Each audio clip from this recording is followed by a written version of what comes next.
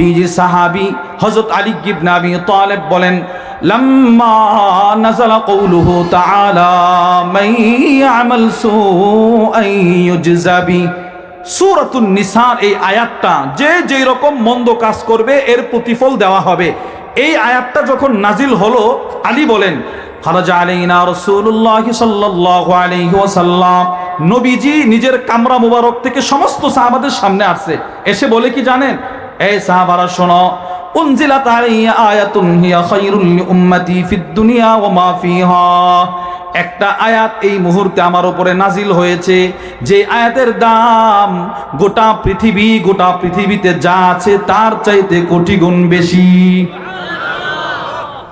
এই খায়রুল লিউম্মতি অথবা খায়রুম মিনাদ দুনিয়া ওয়া মা ফিহা, এটা হচ্ছে নবীজির একটা স্বাভাবিক বক্তব্য। অধিকাংশ হাদিসে নবীজি এই বক্তব্যটা দিয়েছেন। যেমন ফজরের 2 রাকাত নামাজের ফজিলতের ব্যাপারে রাসূল বলেন, দুনিয়া এবং দুনিয়াতে যা আছে, রাকাতাল ফজর খায়রুম মিনাদ দুনিয়া ওয়া মা ফিহা, রাসূল বলেন ফজরের 2 রাকাতের ফজিলত এত বেশি, দুনিয়া এবং দুনিয়াতে যা আছে এর চাইতে ফজরের 2 রাকাতের দাম বেশি। আল্লাহর রাস্তায় এক সকাল এক বিকেলের দাম খায়রুম মিনাদ দুনিয়া ওয়া মা ফিহা, রাসূল বলেন দুনিয়া এবং দুনিয়াতে যা আছে এর চাইতে বেশি। তো খায়রুম মিনাদ দুনিয়া ওয়া মা ফিহা এর স্বাভাবিক তরজমা হচ্ছে দুনিয়া এবং দুনিয়াতে যা আছে এর চাইতে বেশি।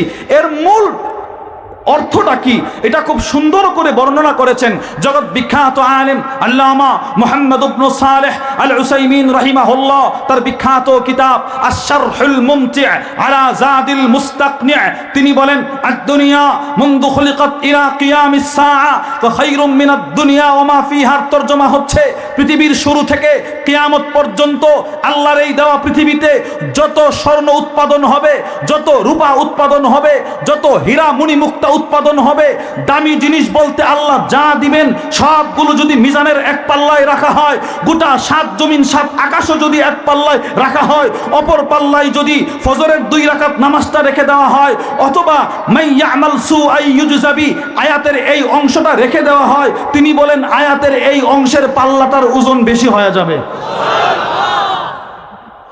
চিন্তা করেন তো, রাসূল যে খুশি হয়েছেন এমনিতেই খুশি হয়েছেন। রাসূল বলেন এই আয়াতের দাম গোটা পৃথিবীতে যা আছে এর চাইতে বেশি। এবার আল্লাহ রাসূল এই আয়াতটি তেলাওয়াত করলেন। নবীজি আয়াতটি তেলাওয়াত করে বলেন, ইন্নাল আবদা ইযা আযনাবা দাম্বা, শোনো শোনো, আল্লাহ তাআলা মানুষকে বড় মহব্বত করে বানাইলেন। আরশে আজিম থেকে নয়, রাত যখন গভীর হয়ে যায় তো আল্লাহ তাআলা প্রথম আকাশে চলে আসে, পৃথিবীর সব মানুষের দিকে তাকিয়ে থাকেন। কোন হিন্দু যদি একবারের মতো তওবাটা করে শিরিকের গুনাহ ছেড়ে দেয়, রব বলে তাকেও আমি ক্ষমা করে দিলাম। কোন বৌদ্ধ যদি তার শিরিকের গুনাহ ছেড়ে দিয়ে তওবা করে দেয়, রব বলে তাকেও আমি ক্ষমা করে দিলাম।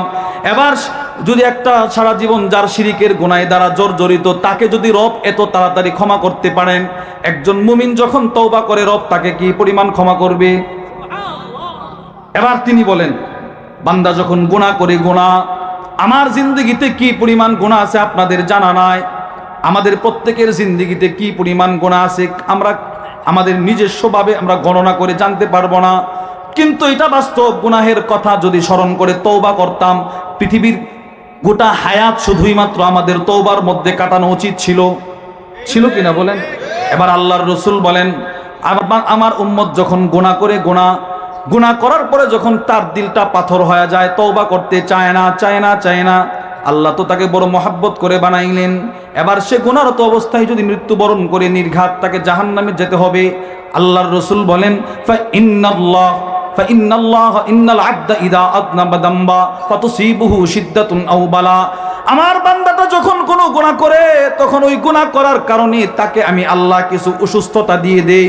এবার অসুস্থতার নিয়ামতটা যখন তাকে দিয়ে দেই, যতদিন সে অসুস্থ থাকে আমি ততদিন তার গুনাহগুলো ক্ষমা করতে থাকি। ফা ইন্নাল্লাহ তাআলা মিন আই ইউআযযিবাহু আকরামা মিন আই ইউআযযিবাহু সানিয়া, আল্লাহর রাসূল বলেন আমি আশা করি যাকে দুনিয়াতে একবার অসুস্থতা দিয়ে বিচার করা হয়ে গেল, তাকে রব মৃত্যুর পরে জাহান্নামে দিবে না। তাহলে বোঝা গেল অসুস্থতা আমাদেরকে দেন কেন, আমরা যে তওবা করি না, রব অসুস্থতার নিয়ামতটা দিয়ে আমাদেরকে অটোমেটিক তওবা করিয়ে দিচ্ছেন। আরে সুবহানাল্লাহ জুড়ে বলেন না। তাহলে এতক্ষণ আলোচনার দ্বারা কি বুঝলেন? সুস্থতা, মাশাআল্লাহ, মারহাবাম বিকুম। সুস্থতা, অসুস্থতা না, এটা ভুল বলছেন। শুধু কি নিয়ামত? বলেন নিয়ামত, রহমত। অসুস্থতা, সবাই বলেন অসুস্থতা। হ্যাঁ, এবার আসেন, সুস্থতার নিয়ামতটা আমরা খুব সহজে আমাদের শরীরে যদি আসে আমরা আনন্দ থাকি। এবার অসুস্থতার নিয়ামতটা তো আমরা ভোগ করতে পারি না, আমরা তো দুর্বল। খুলিকাল ইনসানু দাঈফা। তো এবার অসুস্থতার নিয়ামতটা আমরা সহ্য করতে পারি না, এর জন্যই তো চিকিৎসা করি, নাকি বলেন? আর এর জন্যই তো চিকিৎসা করি। এবার চিকিৎসাটা করব কিভাবে? এখানেই হচ্ছে আমাদের মূল পেচ। আগে শোনেন, রসুল বলেন পৃথিবীতে আল্লাহ তাআলা এমন কোন রোগ দেয় নাই যেই রোগের ঔষধ আল্লাহ দেয় নাই। সুবহানাল্লাহ বলেন না। যত রোগ তত ঔষধ, যত রোগ বলেন না, যত অসুস্থতা তত কি ঔষধ। রসুল বলেন, বুখারী শরীফের 5678 নম্বর হাদিস, আল্লাহর রসুল বলেন, মা আনজালাল্লাহু দাআন ইল্লা আনজালা লাহু শিফা। রসুল বলেন পৃথিবীতে আল্লাহ এমন কোন অসুস্থতা দেয় নাই যেটার জন্য আল্লাহ তাআলা শিফা, রোগ ব্যাধি দূর করার ঔষধ দেয় নাই। যত রোগ তত ঔষধ। এবার রসুল বলেন, মুসলিম শরীফের 504 নম্বর হাদিস, আল্লাহর রসুল বলেন, লিকুল্লি দাইন দাওয়া। পৃথিবীর প্রতিটা রোগের ঔষধ আছে। ফাইদা উসিবা দাওয়া উদ্দা বারা বিইذনিল্লাহ। আমার উম্মত যদি নিয়ম মেনে জায়গা মতো সেই ঔষধটা প্রয়োগ করতে পারে, ইনশাআল্লাহ সে সুস্থ হয়ে যাবে। তাহলে অসুস্থতাও নিয়ামত। যদি আপনি বরদাস্ত করতে না পারেন, আপনি চিকিৎসা করেন। চিকিৎসার কথাও বলে দিয়েছেন কে? আরে বলেন না, কে দিয়েছেন? এবার আল্লাহর রসুলকে সব সাহাবারা বলে, ইয়া রাসূলুল্লাহ, সব রোগের কি ওষুধ আছে? রসুল বলেন, না না, সব রোগের ওষুধ আছে, কিন্তু বার্ধক্য হয়ে গেলে এই রোগটার ওষুধ নাই। এটার কি নাই বলেন? পৃথিবীর কোনো মুরব্বী কথা বলতে পারবে না যে এই ওষুধটা খেয়ে আমি 30 বছরের যুবক হয়ে গেছি, বলতে পারবে না, এটা বলা সম্ভব না। যদি এইরকম ওষুধ থাকতো তো নবীজি বলে দিতেন, নাই তো আপনি পাবেন কোথায়? তাহলে বোঝা গেল সুস্থতা নিয়ামত, অসুস্থতা নিয়ামত, রহমত। এবার অসুস্থতা যদি আমি বরদাস্ত করতে না পারি, আমার জন্য চিকিৎসা আছে না নাই? আরে সবাই বলেন, আছে না নাই? এবার চিকিৎসাটা করব কিভাবে? ওখানে হচ্ছে আমাদের পেচ। শুনেন, 1 নাম্বার, মুসলমান চিকিৎসা করবে কোরআন। বলেন কি? সবাই বলেন, আবার বলেন, জোরে বলেন। 2 হাদিস। বলেন 2 নাম্বার কি? 3 ডাক্তার। 3 নাম্বার কি? ডাক্তার। আচ্ছা এবার বলেন তো, প্রথমে কি? প্রথমে কি? এরপরে কি? এরপরে কি? আচ্ছা এবার আমরা প্রথমে যাই কোনটায়? সত্য কথা বলেন, প্রথমে কোথায় যায়? এরপরে কোথায় যায়? এরপরে যখন ডাক্তার বলে আর চলবে না, তখন হুজুরের কাছে একটা খতম। আরে বাস্তব না বাস্তব বলেন? এটাই তো বাস্তবতা। ডাক্তার ফিরিয়ে দিলে হুজুরের কাছে। উচিত ছিল পরে ডাক্তার, আগে হুজুর, আগে কোরআন। আগে কি বলেন? কারণ কোরআনের চাইতে দামি ঔষধ পৃথিবীতে নাই। কোরআনের চাইতে দামি ঔষধ পৃথিবীতে, সবাই বলেন, কোরআনের চাইতে দামি ঔষধ পৃথিবীতে। আচ্ছা কথাটা যদি শুধু আমি বলতাম, আপনি বলতেন ছোট্ট এক বেটা কি বলছে, ফেলে দিতেন, মেনে নিতাম। এবার কথাটা যদি আল্লাহর রসুল বলেন, তো কথাটার দাম কত? ইবনে মাজাহ 3501 নম্বর হাদিস, আল্লাহর রসুল বলেন, খায়রুদ দাওয়া, সর্বশ্রেষ্ঠ ঔষধ, সর্বশ্রেষ্ঠ ঔষধ আল কোরআন। কোরআন সর্বশ্রেষ্ঠ ঔষধ কি? সর্বশ্রেষ্ঠ ঔষধ কি? সবচাইতে দামি ঔষধ কি? কোরআন। আল্লাহু আকবার। রসুল তো কোরআন বলছে। এবার আল্লামা ইবনুল কাইয়িম আল জাওজিয়্যা রাহিমাহুল্লাহ তার বিখ্যাত কিতাব আদ-দা ওয়াদ দাওয়ার মধ্যে বলেন, লাম ইয়ানজিলিল্লাহু আযজা ওয়া জাল্লা মিনাস সামাই শিফা ফি ইজালাতিদ দাই মিনাল কোরআন। কোরআনের চাইতে রোগ ব্যাধি দূর করার মতো পাওয়ারফুল ঔষধ আল্লাহ কোরআন ছাড়া জমিনে আর কোনো ঔষধ দেয় নাই। বলেন তো, কোরআনের চাইতে দামি ঔষধ আছে? আরে বলেন না, আছে? আশ্চর্যের কথা শুনেন, আল্লামা শরফুদ্দীন ইমাম নববী রহিমাহুল্লাহ তার বিখ্যাত কিতাবের নাম আত-তিবিয়ান ফি আদাবি হামালাতিল কোরআনের, ওই কিতাবের মধ্যে 183 নম্বর পৃষ্ঠায় তিনি বলেন, কোরআন এমন এক ঔষধ, পৃথিবীর সব ঔষধ সেবন করা লাগে, কোরআন যদি কোনো অসুস্থ ব্যক্তির সামনে পাঠ করা হয়, ওই ব্যক্তি নিজেকে সুস্থ মনে করে। উনি নিয়ে আসছেন তালহা ইবনে মুসাররিফের একটা বক্তব্য নিয়ে আসছেন, কানাল মারিদ ইদা কুরিয়া ইনদাহু আল কুরআন ওয়াজাদা লিযালিকা খিফাতান। তিনি বলেন কোন অসুস্থ ব্যক্তির সামনে কোরআন তেলাওয়াত করা হলে সেই অসুস্থ ব্যক্তি নিজেকে সুস্থ মনে করে। কি মনে করে বলেন? উনি একটা জ্বলন্ত প্রমাণ দিয়েছেন। তিনি বলেন দাখালতু আলা খাইসামা, আমি খাইসামার ঘরে প্রবেশ করলাম, ওহুয়া মারিদ, সে ছিল অসুস্থ। আশ্চর্য, আমার বন্ধু বান্ধব বলে সে সাকরাতে চলে গেছে, বেশি দিন বাঁচবে না। আমি তাকে শেষবার দেখার জন্য চলে গেলাম। ওমা আশ্চর্য, গিয়ে দেখি না, ঠিক আছে, আমি গিয়ে দেখি কি জানেন, ফাকুলতু ইন্নী আরাকাল ইয়াউমা সালিহান আও দাহিকা, আমি তাকে গিয়ে দেখি সে সুস্থ, মুস্কি মুস্কি হাসতেছে। আরে সুবহানাল্লাহ বলেন না। আচ্ছা, উনি শুনছিলেন কি গুরুতর অসুস্থ, গুরুতর বুঝেন তো, খুব বেশি অসুস্থ। এবার তিনি আসছেন ইয়াদাতুল মারিদ করার জন্য, এসে দেখে সুস্থ, মুস্কি মুস্কি হাসে। আরে সুবহানাল্লাহ বলেন না। সুস্থ, মুস্কি মুস্কি হাসে, কি কি বলেন? সুস্থ, সুস্থ, পরিপূর্ণ সুস্থ। তিনি বলেন কি আশ্চর্য, শুনলাম তুমি অসুস্থ, হয়ে গেলে সুস্থ। এবার তিনি কি জবাবটা দিতে শুনেন, ইমাম নববী লেখেন, এবার তিনি জবাব দে কুরিআ ইনদি আল কুরআন, তুমি আসার আগে আমার কানের সামনে আমার পরিবারের একজন কোরআন তেলাওয়াত করেছে, আমি সুস্থ হয়ে গেছি। আচ্ছা এবার বলেন, আমি যদি অসুস্থ হয় আর আমার ছেলেটা যদি আমার কানের সামনে বসে বসে কোরআন তেলাওয়াত করত, আমাকে আল্লাহ তাআলা দুনিয়া ও আখিরাতের কি পরিমাণ রোগ থেকে মুক্তি দিত। কিন্তু আমার ছেলেটা কোরআন পড়বে কিভাবে, আমার মেয়েটা কোরআন পড়বে কিভাবে? আমি তো তাকে ওই জায়গায় দিয়ে রাখছি যেখানে ব্যাঙের ডাক আর বানরের নাচ শেখানো হয়। পৃথিবীর কোন রোগীর সামনে ব্যাঙের নাচ দিলে কোন রোগী সুস্থ হয় না, ঠিক না বিঠিক? জোরে বলেন। এমন নজির পৃথিবীতে নাই কোন রোগীর সামনে বানরের নাচ দিলে রোগী ভালো হয় না, বরঞ্চ রোগী এর বিব্রতকর অবস্থা হয়ে ওই সময় রোগী মারাও যাইতে পারে। কিন্তু এর বিপরীত, কোন রোগীর সামনে যদি কোরআন তেলাওয়াত করা হয়, রব হয়তো ওই রোগীকে সুস্থও করে দিতে পারেন। আমরা কি আমাদের মেয়েদেরকে ওইগুলো শিখাবো না কোরআন শিখাবো? কে কে কোরআন শিখাবেন নিয়ত করেন, বলেন ইনশাআল্লাহ।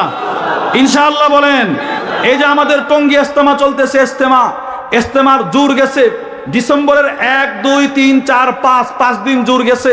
জোরে একজন মুরব্বী বয়ান করছে, তিনি বলেন এক লোক তো, কোন লোক যদি নিয়ত করে, নিয়ত আমি আমার ছেলেটাকে হাফেজ কোরআন বানাবো, এবার লোকটা মারা গেছে, তো রব তাকে হাসরের ময়দানে হাফেজ কোরআনের বাবার মর্যাদা দিয়ে দিবেন। নিয়ত করা যায় না ভাই? কি ব্যাঙের নাচ শিখাবেন, বানরের নাচ শিখাবেন? কি শিখাবেন, কি শিখাবেন? পিছনের ভাইয়েরা বলেন কি শিখাবেন? জোরে বলেন কোরআন। আমরা কি শিখাবো, কি শিখাবো? কোরআন। এবার শোনেন, গোটা কোরআন হচ্ছে ঔষধ। গোটা কোরআন কি? গোটা কোরআন কি? এবার মজার কথা শোনেন, গোটা কোরআন যেন একটা ঔষধের বক্স, আর এই বক্সের সব ফার্মেসি, আর এই ফার্মেসির সবচাইতে দামি ঔষধটার নাম হচ্ছে সূরাতুল ফাতিহা। কোন সূরা বলেন? এই ওষুধটা এতটাই দামি, রসুলকে যদি আপনি ডাক্তারের জায়গায় ধরেন, আমার নবী তো পৃথিবীর সকল সেক্টরের জন্য, প্রত্যেকটা সেক্টরে যেই লোকটা যেমন, তার জন্য নবী ছিল সেই আদর্শ। ছিল কিনা বলেন? পৃথিবীর সমস্ত ডাক্তারের জন্য আমার নবী ছিল ডাক্তার, কারণ আল্লাহ তো আপনাকে এমন একজন নবী দিয়েছে।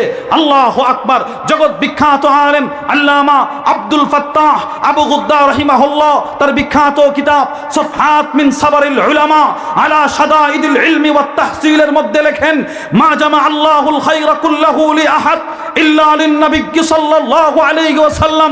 দুনিয়া আখিরাতের, সূর্যের, চাঁদের, দিনের, রাতের, বিকেলের, সকালের যত ধরনের কল্যাণ ছিল আল্লাহর কাছে, সব কল্যাণ একসাথে আল্লাহ তাআলা কোন নবীকে দেয় নাই, শুধুই মাত্র আমার নবীকে দান করছে। শুধুই মাত্র আমার নবীকে দান করছে, আমার নবীকে, শুধু আমার নবীকে দান করছে। এজন্য আমার রসুল প্রতিটা সেক্টরে যে যেমন, তার জন্য আমার নবী তেমন। এবার রসুল যেন এক ডাক্তার, রসুল যেন কোরআন নিয়ে বলে এই কোরআনের সবচাইতে আজম ঔষধ হচ্ছে সূরাতুল ফাতিহা। আজম মানে কি? সবচাইতে মর্যাদাবান। আজম কি?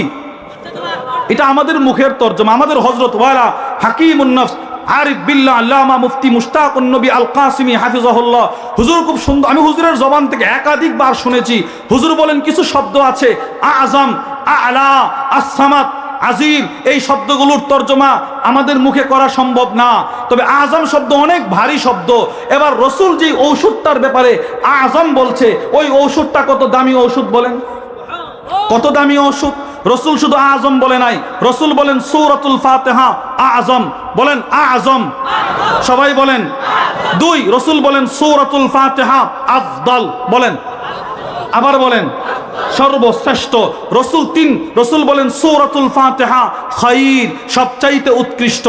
আজম, বুখারী শরীফের 4474 নম্বর হাদিস। আবু সাঈদ ইবনে মুআল্লা বলেন, কুনতু উসাল্লি ফিল মসজিদ, আমি মসজিদে নববীতে নামাজ পড়তেছিলাম।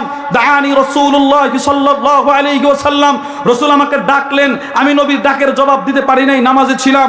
এবার নামাজ শেষ করে নবীর কাছে গিয়ে বলি, ইয়া রাসূলুল্লাহ কুনতু উসাল্লি, আমি তো নামাজে ছিলাম, আপনার ডাকের জবাব দিতে পারি না। এবার রসুল বলেন, আলাম ইয়াকুলিল্লাহু আযজা ওয়া জাল্লা ইস্তাজিবু লিল্লাহি ওয়া লির রাসূল ইযা দাআকুম, তুমি কি আল্লাহর কোরআনের আয়াত পড়ো নাই? আল্লাহ রসুল যখন ডাক দেয় তখন ডাকের জবাব দিতে হয়। অতঃপর রসুল, সাহাবী বলেন, আমি তো নামাজে ছিলাম। যাই, এখানে আরেকটা কথা আছে, ওটা ভিন্ন। এবার রসুল বলেন, শোনো, লা উআল্লিমান্নাকা সূরা হিয়া আযমুস সূয়ারি ফিল কুরআন, আমি তোমাকে এই মুহূর্তে একটা সূরা শিখাবো, যেই সূরাটা হচ্ছে গোটা কোরআনের সবচাইতে মর্যাদাবান সূরা। সুবহানাল্লাহ বলেন না? অতঃপর রসুল বলেন, ক্বাবলা আন তাখরুজা মিনাল মসজিদ, তুমি মসজিদ থেকে বের হওয়ার পূর্বে শিখাবো। নবীজি সাহাবীর হাত ধরলেন, অন্য কথাই চলে গেছে। এবার মসজিদ থেকে বের হয়ে যাবে, সাহাবী বলে, ওগো আল্লাহর রসুল, আলাম তাকুল, আপনি কি বলেন না আমাকে একটা সূরা শেখাবেন সবচাইতে দামি? তো রসুল বলেন, হ্যাঁ, সূরাটির নাম হচ্ছে সূরাতুল ফাতিহা। তাহলে এটা হচ্ছে আজম, নবীজি বলছেন। এবার আফদল, সহিহুল জামের 1125 নম্বর হাদিস, আল্লাহর রাসূল বলেন, আফদলুল কুরআন আলহামদুলিল্লাহি রাব্বিল আলামিন, কোরআনের সর্বশ্রেষ্ঠ সূরা হচ্ছে সূরাতুল ফাতিহা।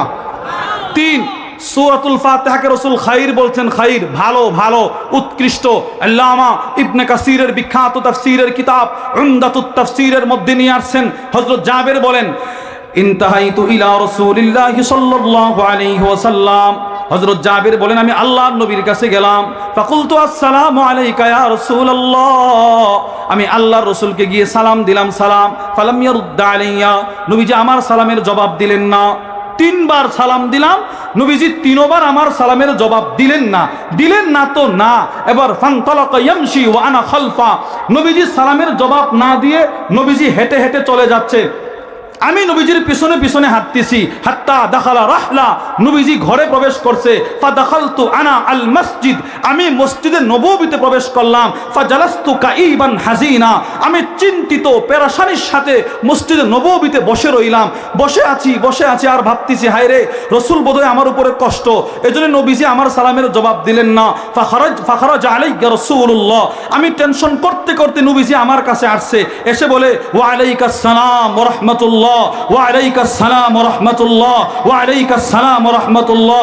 জাবের বলেন, আমি তো কয়েক মিনিট পূর্বে নবীরে 3 সালাম দিছি, রাসূল আয়েশা আমারে 3 বার জবাব দিছে।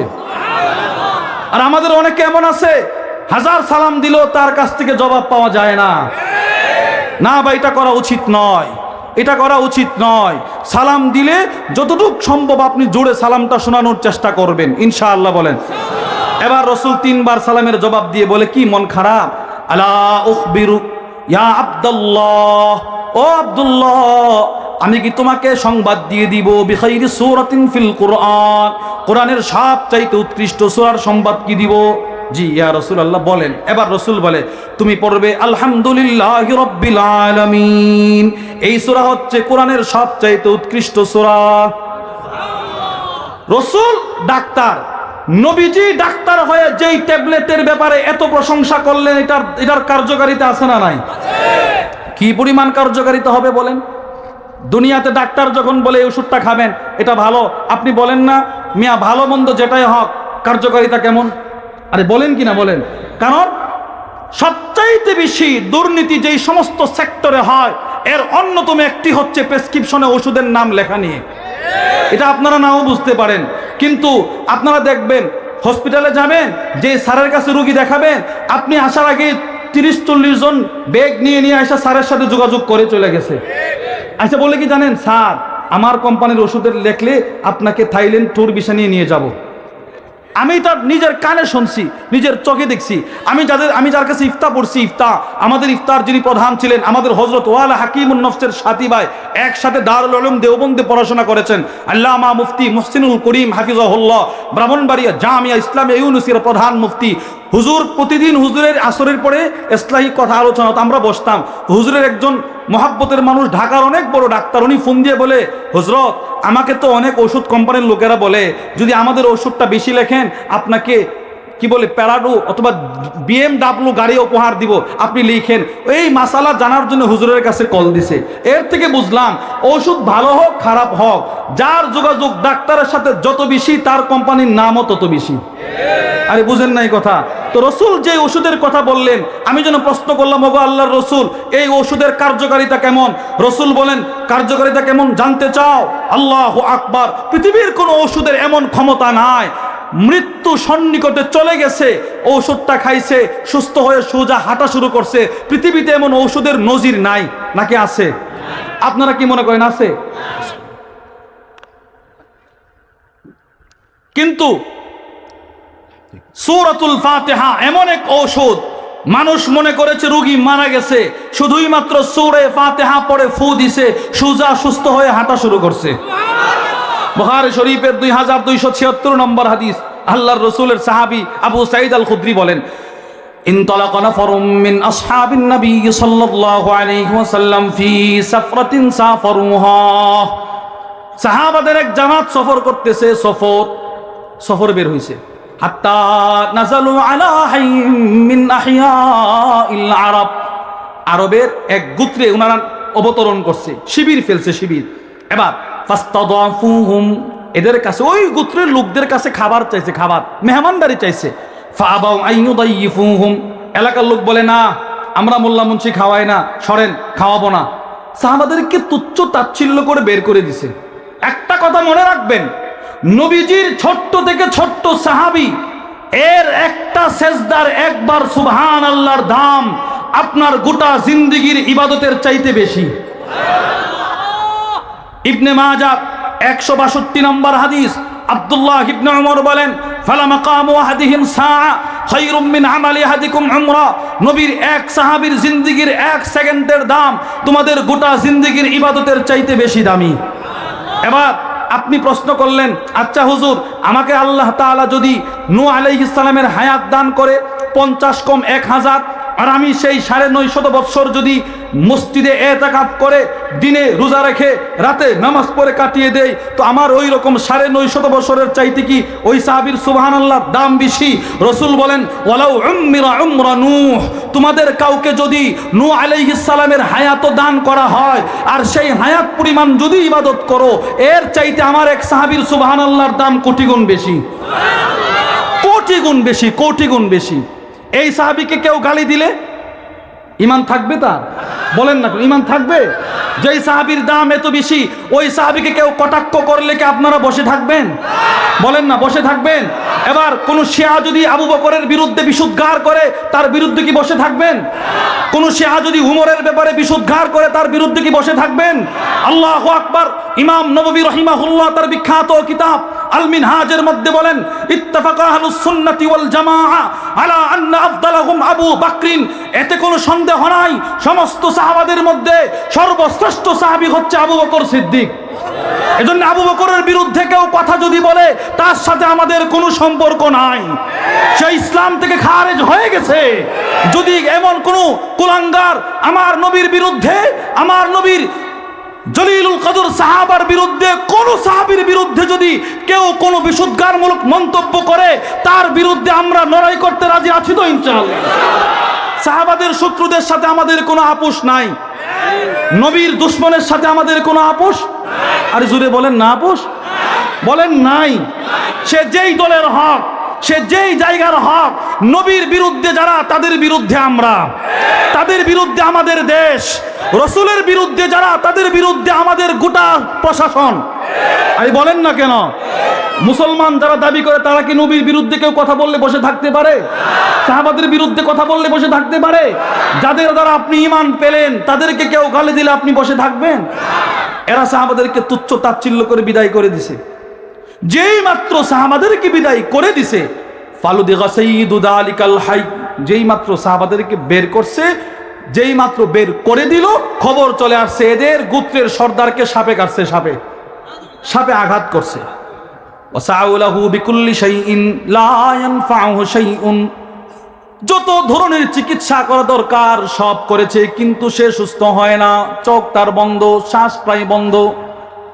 এবার মানুষগুলো ব্যর্থ হয়ে একজন বলতে লাগলো, ফাকালা বাদুহুম, ওই গোত্রের একজন বলে, লাউ আতাইতুম হাউলাইর, এই যে একটু আগে নবীর সাহাবাদের এক জামাত এসেছিল, যদি এদের কাছে যাও, ইনদাহাদিম মিনকুম মিন লাআল্লাহু আইয়াকুনা বাদ আহাদিহিম শাই, সম্ভবত এদের কাছে কোনো চিকিৎসা আছে। সুবহানাল্লাহ বলবেন না? সম্ভবত এদের কাছে কোনো কিছু আছে যে যার দ্বারা চিকিৎসা করতে পারে। এরা বলে ঠিক আছে আসো যায়।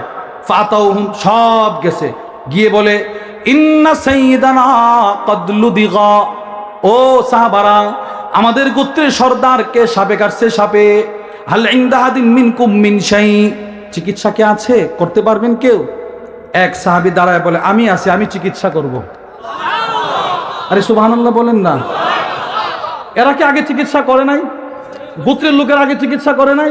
ওয়াসাউলাহু বিকুল্লি শাইইন, যত ধরনের চিকিৎসা করা দরকার সব নিয়ে আসছে, কিন্তু ফলাফল শূন্য। এবার সাহাবী বলে, আমি করব।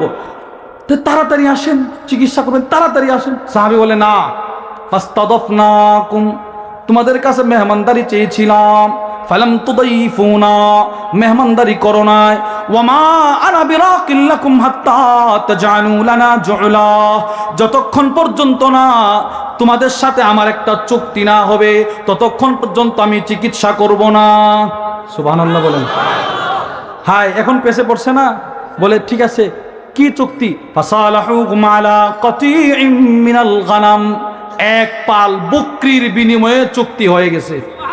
আসেন, এক পাল বকরি দিব, এক পাল বকরি। এবার সাহাবী গেছে, ফান্তালাকা, সাহাবী গেছে, ইয়াতফিনু আলাই, দম করছে, দম, ওয়া ইয়াকরা আলহামদুলিল্লাহি রাব্বিল আলামিন। সাহাবী অসুস্থ ব্যক্তির সামনে দাঁড়িয়ে সূরাতুল ফাতিহা তিলাওয়াত করলেন, শুধুই মাত্র একটা ফু দিছে, ফান্তালাকা ইয়ামশি ওয়া মা বিহি কালাবা। আবু সাঈদ বলেন, সাথে সাথে প্রায় সন্নিকটে মৃত্যুর দরজায় চলে গেছিল লোকটা। এই লোকটা সোজা শোয়া থেকে দাঁড়ায় হাঁটা শুরু করছে। তাহলে সূরাতুল ফাতিহার চাইতে দামি ঔষধ নাই, সূরাতুল ফাতিহার চাইতে দামি ঔষধ। সূরাতুল ফাতিহা আযম, বলেন সূরাতুল ফাতিহা আফদল, খায়র, আযম, আফদল, খায়র। কিভাবে আপনি আগে সূরাতুল ফাতিহার দ্বারা চিকিৎসা না করে ডাক্তারের কাছে চলে যান? আল্লামা ইবনুল কাইয়িম আল জাওজিয়া লেখেন, মাকাস্তু বিমাক্কা, ওনার কিতাব আদ-দাওয়াত দাওয়ার মধ্যে লেখেন, মক্কায় গেছি, মক্কায় তাতারিনি আদাওয়া, চতুর্দিক থেকে রোগ আমাকে আক্রমণ করেছে, যত ধরনের রোগ ছিল আমার সবগুলো ঝাঁপায়া ধরছে। ওয়ালা আজিদু তাবিবা, ডাক্তারও পায় না, ওয়ালা দাওয়া, ওষুধও পায় না। এবার তিনি বলেন, ফাকুনতু উআলিজু নাফসি বিল ফাতিহা, আমি এবার সূরাতুল ফাতিহা পড়ে নিজেই চিকিৎসা শুরু করে দিলাম। ফাআরালাহা তাসীরান আজীবা, সূরা ফাতিহা পড়ে চিকিৎসা শুরু, আমার রোগ ব্যাধি দূর হতে দেরি করে নাই। তাহলে সূরা ফাতিহার চাইতে দামি ঔষধ নাই, দামি ঔষধ, বলেন দামি ঔষধ। তাহলে সর্বপ্রথম অসুস্থ হলে কি করবেন? আচ্ছা, এখন থেকে অসুস্থ হলে ডাক্তারের কাছে আমি জানি, আমি বললেও যাবেন, না বললেও যাবেন। প্রথমত আল্লাহর কোরআনের উপরে পূর্ণাঙ্গ বিশ্বাস রেখে প্রথমে দুরূদ শরীফ, এরপরে দুরূদ শরীফ, মাঝখানে সূরাতুল ফাতিহা পড়ে পূর্ণ ইয়াকিনের সাথে যদি পারেন 2 রাকাত নামাজ পড়ে নিজের শরীরে নিজে দম করবেন, ইনশাআল্লাহ সুস্থ হয়ে যাবেন। আমি আমাদের এলাকা থেকে, আমার মাদ্রাসার এলাকা থেকে 53 জনের এক জামাত নিয়ে ইস্তেমার মাঠে আসছি। 3 জন সাথী জ্বর উঠছে, জ্বর। এরা বলে, হুজুর ওষুধ আনতে যাব। আমি কি যাবেন? যে যেই ভিড়, এই বছর অনেক ভিড় হচ্ছে, ছাত্র নাই, এরপরেও অনেক ভিড়, আলহামদুলিল্লাহ বলেন। আজকে এত মানুষের ভিড় শুধুই মাত্র জোহরের নামাজ।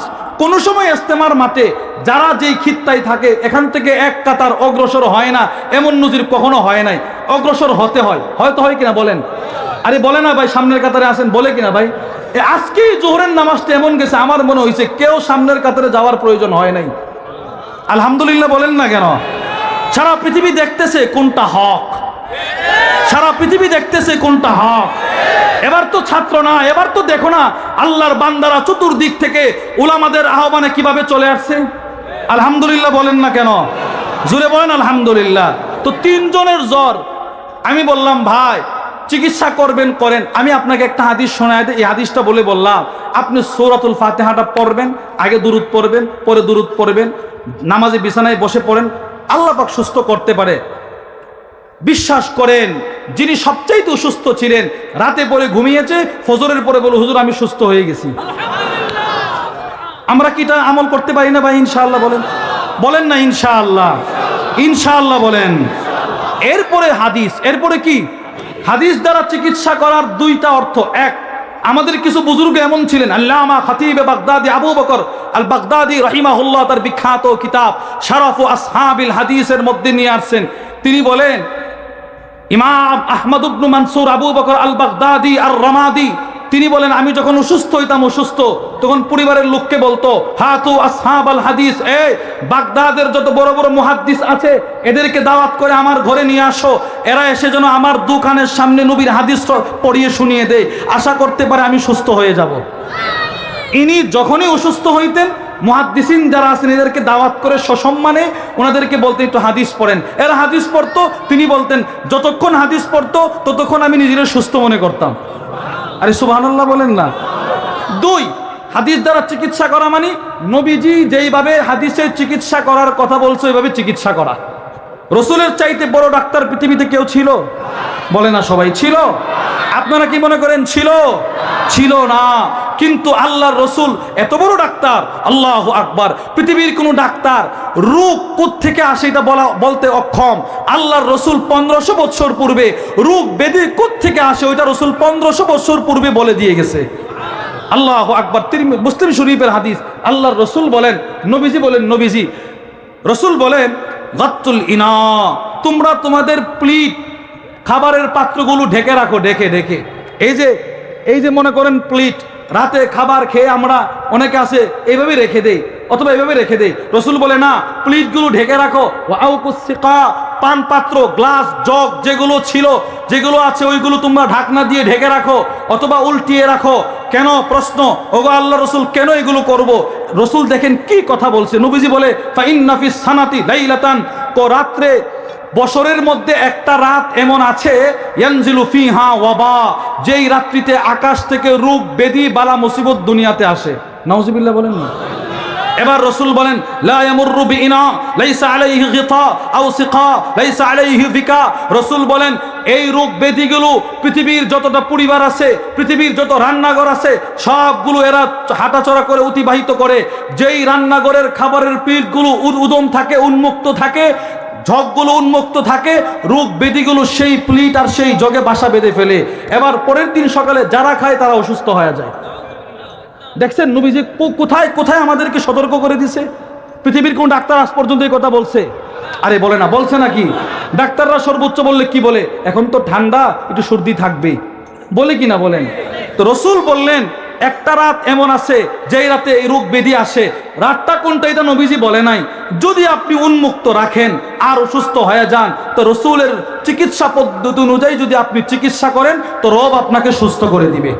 এবার চিকিৎসা বলেন আলহামদুলিল্লাহ। আমাদের হযরত ওয়ালা হাকিমুন নফস আরিফ বিল্লাহ আল্লামা মুফতি মুশতাকুন নবী কাসিমি হাফিজাহুল্লাহ হুজুর চলে আসেন ইনশাআল্লাহ। হুজুর আমাদেরকে নিয়ে গুরুত্বপূর্ণ আলোচনা করবেন ইনশাআল্লাহ। 1 নম্বর পদ্ধতি, নবীজি বলেন তোমরা কালো জিরা খাইবা, কালো জিরা। মুসলিম শরীফের হাদিস, আল্লাহর রাসূল বলেন ইন্না ফিল হাব্বাতিস সাউদা শিফাআম মিন কুল্লি দা। নবীজি বলেন কালো জিরায় আল্লাহ তাআলা সব রোগের ঔষধ রেখে দিয়েছেন। 1 নাম্বার, আমি খুব সংক্ষেপে বলে দিই, হুজুর চলে আসছেন। 2 নাম্বার, আল্লাহর রাসূল বলেন মধু পান করবা, মধু, খাঁটি মধু। খাঁটি মধু যদি কেউ পান করে তো এটার মধ্যেও সুস্থতা আছে। আল্লাহর রাসূল বলেন, নবীজি আশিফা ফি সালাসা, রসুল বলেন সুস্থতা 3 জিনিসে, এর মধ্যে একটা হচ্ছে শারবাতে আসাল, মধুপানের মধ্যে। এবার পৃথিবীর কোনো ডাক্তারের কাছে আপনি যখন যাবেন, ডাক্তার আপনাকে ওষুধ দিলে আপনি নিশ্চয়ই প্রশ্ন করবেন কিভাবে খাবার নিয়ম বলে দেন। রসুল বলেন, ইবনে মাজার হাদিস, রসুল বলেন, মান লাইকাল আসাল সালাসা গাদাওয়াত কুল্লা শাহরিন লাম ইউসিবহু আযীমুম মিনাল বালা। নবীজি বলেন, আমার কোন উম্মত যদি প্রত্যেক মাসে 3 দিন সকালে মধু চেটে চেটে খায় তো বড় ধরনের কোনো বালা মুসিবত রোগ ব্যাধি তাকে আক্রান্ত করতে পারবে না। 3 নাম্বার, আজওয়া খেজুর। আজওয়া খেজুরটা এটা সংগ্রহে রাখার চেষ্টা করবেন, ওইটা খাবেন ইনশাল্লাহ। এটার মধ্যেও রসুল বলেন সুস্থতা আছে। নবীজি বলেন, আল আজওয়া মিনাল জান্নাহ, আজওয়া হচ্ছে জান্নাতের সাদৃশ্য ফল। এবার রসুল বলেন, ওয়াফিহা শিফা, এটার মধ্যেও আছে সুস্থতা। 4 নাম্বার মেসওয়াক। ভাই 4 নাম্বার কি বলেন? মেসওয়াক। রসুল বলেন মেসওয়াকের অনেক উপকার, এর মধ্যে একটা হচ্ছে ইউসলিহুল মিদা, পাকস্থলী সুস্থ রাখে, পাকস্থলী সুস্থ রাখে, মারি মজবুত রাখে। সবচেয়ে বড় কথা হচ্ছে আপনি জমিনে যতক্ষণ মেসওয়াক করবেন, ইহমাদুল মালাইকা, আরশে আজিমে ফেরেশতারা আপনার প্রশংসা করবে, আল্লাহ তাআলা সন্তুষ্ট হবেন। 4-5 নাম্বার সদকা করা। সদকা, সময়ে সময়ে কিছু সদকা করা। রসুল বলেন, তোমরা সদকার মাধ্যমে রোগীদেরকে চিকিৎসা করো। ছোট্ট একটা কথা বলে শেষ করে দেই। আল্লামা শামসুদ্দিন যাহাবী রাহিমাহুল্লাহ ওনার কিতাব সিয়ার ওয়া আলামিন নুবালার মধ্যে নিয়ে আসছেন, আব্দুল্লাহ ইবনুল মুবারকের কাছে এক ব্যক্তি আসছে যার 7 বছর যাবৎ যার হাঁটু থেকে রক্ত খনন হতো। রক্ত খনন হতে হতে লোকটা জীর্ণ শীর্ণ হয়ে গেল, দাইফ দুর্বল হয়ে গেছে। এবার তিনি বলেন, আব্দুল্লাহ ইবনুল মুবারকের কাছে এসে বলে, ওগো আব্দুল্লাহ ইবনুল মুবারক, সাআলতুল আতিব্বা ফালাম আনতাফি, আমি অনেক ডাক্তার দেখিয়েছি কিন্তু আমার কোনো উপকারে আসে নাই, আপনি একটা চিকিৎসা দেন। তো তিনি বললেন, তুমি যাও ওয়াহফির বিগরা ফি মাকানিন ইয়াহতাজুন নাসু ফিহি ইলাল মা, তুমি তোমার এলাকায় গিয়ে এমন একটা জায়গায় সদকার নিয়তে একটা কুয়া খনন করবে যেখানে মানুষের পানির প্রয়োজন খুব বেশি হয়। লোকটা চলে গেল, এবার লোকটা পানির কুয়া নির্মাণ করে দিল। তো আব্দুল্লাহ ইবনুল মুবারক বলে দিয়েছিলেন, ফাইন্নী আরজু আন তানবুআ হুনাকা আইনুন ওয়া ইউমসিকু আনকাদ দাম, আমি আশা করি তুমি যখন কুয়া বানিয়ে দিবে, তোমার কুয়া থেকে যখন পানি উঠবে, আমি আশা করি ওই দিক দিয়ে তোমার রক্তও বন্ধ হয়ে যাবে। ফাআলা, লোকটি তাই করলো। ফাবারাআ বিইذনিল্লাহ, আল্লাহ তাআলার ইচ্ছায় লোকটি সুস্থ হয়ে উঠল। তাহলে ভাই সদকার মাধ্যমে চিকিৎসা করা। আল্লাহ আমাদের সকল